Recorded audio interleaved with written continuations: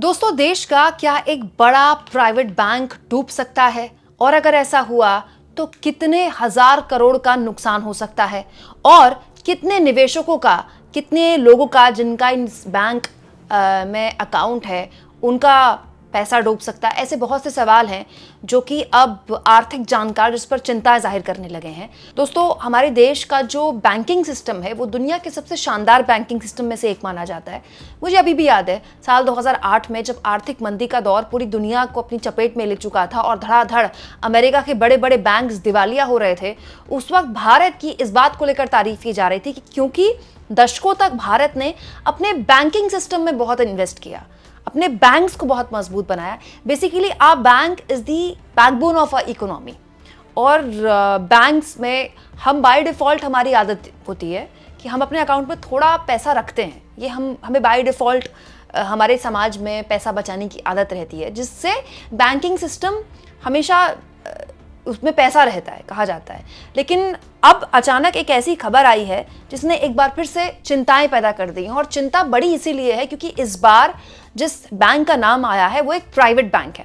दोस्तों, Indus bank, इसके बारे में आपने सुना होगा। इंडस बैंक में बड़े घोटाले की आशंका अब और बड़ी हो गई है, गहराने लगी है। 27% तक गिर गए हैं इस इंडस बैंक के, इस एक बैंक के शेयर।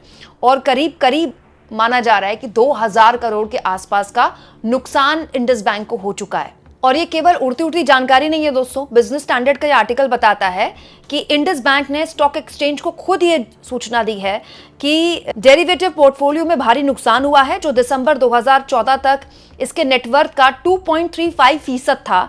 इसके कारण बैंकों में बहुत बड़ी गिरावट आई है। मतलब पूरे के पूरे नेटवर्थ का 2.5 के आसपास प्रतिशत अगर गिर गया है, मतलब डूब गया है, तो आप सोच सकते हैं कितनी बड़ी चिंता की बात है ये। दोस्तों, इसके बाद आरबीआई तुरंत एक्शन में आ गया। भारतीय रिजर्व बैंक ने बैंक के प्रबंध निदेशक यानी कि एमडी और सीईओ समेत कई और लोगों के कार्यकाल में केवल 1 साल तक के विस्तार की अनुमति दी है। हालांकि बैंक के बोर्ड ने कहा है कि 3 साल की मंजूरी दी गई थी, जिसकी सूचना बैंक ने शुक्रवार को दे दी है। अब आगे इस पूरे मसले पे क्या होता है तो देखने वाली बात होगी दोस्तों। लेकिन ये बात सही है कि इंडस बैंक की वजह से मार्केट को भी काफी नुकसान हुआ है। दोस्तों, इंडस बैंक कोई आज का बैंक नहीं है। 1994 में इस बैंक की शुरुआत हुई थी। और ख़ास बात ये थी कि ये उस वक्त का दौर था जब डॉक्टर मनमोहन सिंह देश के वित्त मंत्री थे। और वित्त मंत्री के तौर पर डॉक्टर मनमोहन सिंह ने ही इस बैंक का उद्घाटन किया था।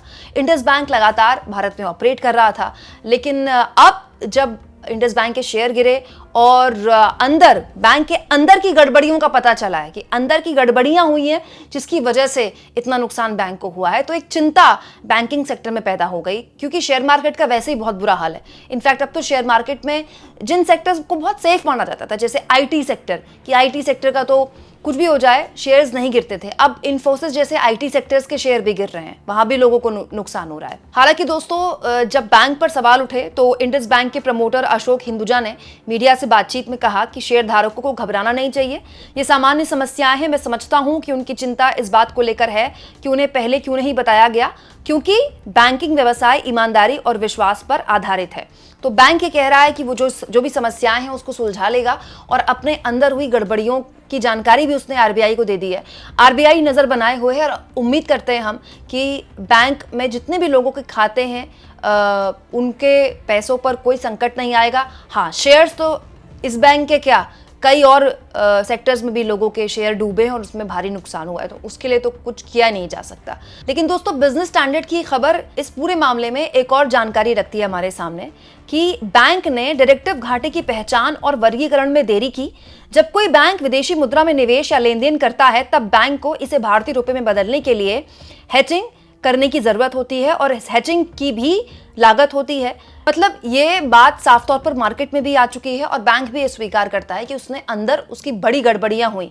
बड़ा सवाल यह है दोस्तों कि इन गड़बड़ियों पे सही वक्त रहते क्यों नहीं एक्शन लिया गया।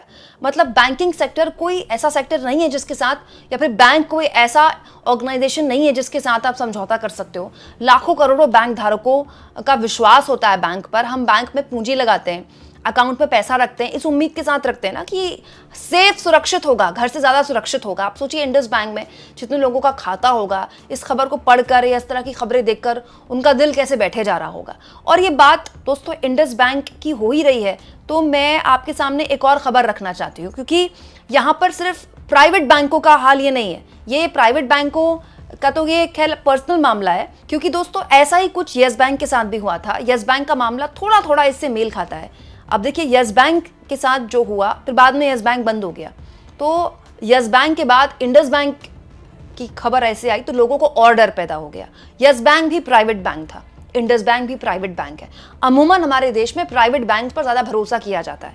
प्राइवेट बैंक में लेन देन थोड़ा महंगा होता है, लेकिन ये बाय डिफॉल्ट यूजर द्वारा माना जाता है कि प्राइवेट बैंक ज़्यादा विश्वसनीय है। लेकिन पहले यस बैंक और उसके बाद इंडस बैंक ने वो एक अविश्वास निवेशकों के बीच पैदा किया है। दूसरा, मैं एक और खबर, क्योंकि मैं ये खबर पढ़ ही रही थी तो एक खबर मेरी नज़र में आई दोस्तों, पिछले साल दिसंबर की एक खबर है जो एक और डर हमारे सामने पैदा करती है कि जहां प्राइवेट बैंक्स डरा रहे हैं वहीं सरकारी बैंक का तो और बुरा हाल है। दोस्तों ये खबर देखिए जो बताती है कि पिछले 10 सालों में 12 लाख करोड़ का राइट ऑफ हो चुका है। मतलब पिछले 10 सालों में 12 लाख करोड़ रुपए सरकारी बैंकों के डूबे हैं। और ये जानकारी कोई हवाबाजी में नहीं है, ये जानकारी पार्लियामेंट में सरकार ने दी है। 2014 से दोस्तों मोदी सरकार, ये पिछले 10 सालों से ये सरकार ही चला रही है सरकार, और पार्लियामेंट में जानकारी दी गई है फाइनेंस मिनिस्ट्री द्वारा कि एनपीए जो है, मतलब वो घाटा जो बैंक को अब ये विश्वास हो गया कि ये पैसा उसका वापस नहीं आना है। अलग अलग बैंकों को बड़े स्तर पर ऐसा एनपीए हुआ है। उस एनपीए को बोला जाता है नॉन परफॉर्मिंग एसेट। दोस्तों जैसे स्टेट बैंक है जिसका बैंकिंग सिस्टम में 20% का शेयर है, ऑलमोस्ट 20% जो बैंक धारक हैं वो स्टेट बैंक के हैं भारत में, उनका रिटर्न ऑफ लोन था 2 लाख करोड़ का। इसके अलावा पंजाब नेशनल बैंक का जो हाईएस्ट राइट ऑफ लोन था वो था 94,702 करोड़। इसके अलावा दोस्तों दूसरे पब्लिक सेक्टर बैंक्स का भी यही हाल है।